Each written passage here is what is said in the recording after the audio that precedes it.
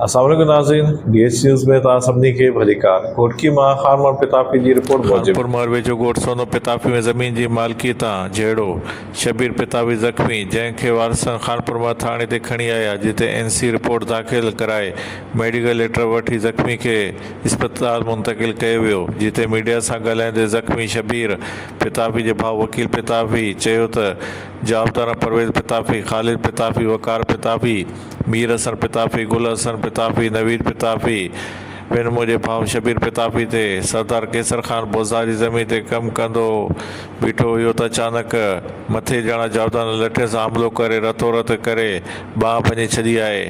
हिन ॿुधायो त असां मिसकिन हारी आहियूं, जवाबदारनि खे फौरी तौर ते गिरफ़्तार करे असां सां इंसाफ़ कयो वञे।